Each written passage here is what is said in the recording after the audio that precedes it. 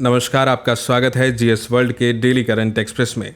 हमारी आज की चर्चा का विषय है किसने जीता बुकर पुरस्कार 2022। आइए इस पर विस्तार से बात करते हैं। अंग्रेजी भाषा के प्रतिष्ठित बुकर पुरस्कार 2022 की घोषणा कर दी गई है।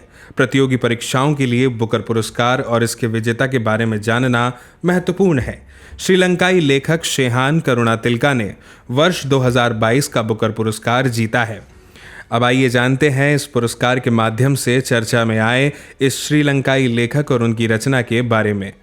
करुणातिलका को उनके उपन्यास the 7 moons of Maali Almeida के लिए यह पुरस्कार दिया गया है। यह एक मृत युद्ध फोटोग्राफर के बारे में है।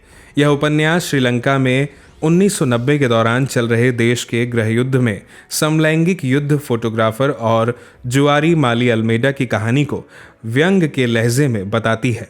करुणातिलका की इस कृति के बारे में पुरस्कार समिति के अध्यक्ष नील मैक ग्रेगर ने कहा, यह एक आध्यात्मिक थ्रिलर है, एक आफ्टर लाइफ नॉयर है जो न केवल विभिन्न शैलियों की बल्कि जीवन और मृत्यु, शरीर और आत्मा, पूर्व और पश्चिम की सीमाओं को भंग कर देता है। करुणातिलका ने बुकर पुरस्कार जीतने के बाद कहा, मुझे आशा है कि 7 मून्स को श्रीलंका में पढ़ा जाता है।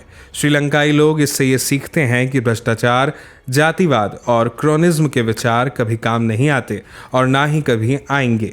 पुरस्कार वितरण समारोह में करुणातिलका ने क्वीन कंसोर्ट कैमिला से ट्रॉफी सहित 50,000 पाउंड की पुरस्कार राशि ग्रहण की। आपको बता दें कि the Booker Prize for fiction 2022 के लिए दुनिया के 6 श्रेष्ठ किताबों को शॉर्टलिस्ट किया गया था।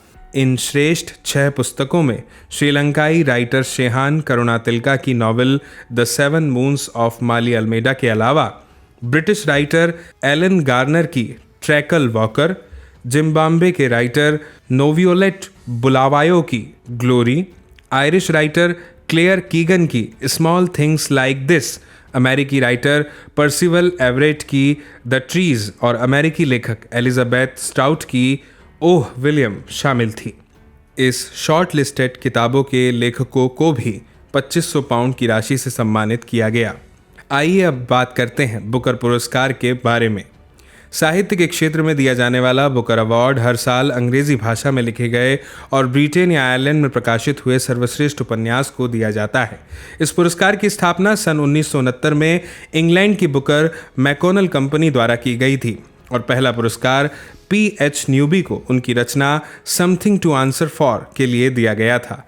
अभ्यर्थियों को अक्सर बुकर और मैन बुकर पुरस्कार के नामों में कन्फ्यूजन होता है, तो उनके कंसेप्ट क्लियरेंस के लिए बता दें कि इसे 1969 से 2001 तक द बुकर पुरस्कार कहा जाता था।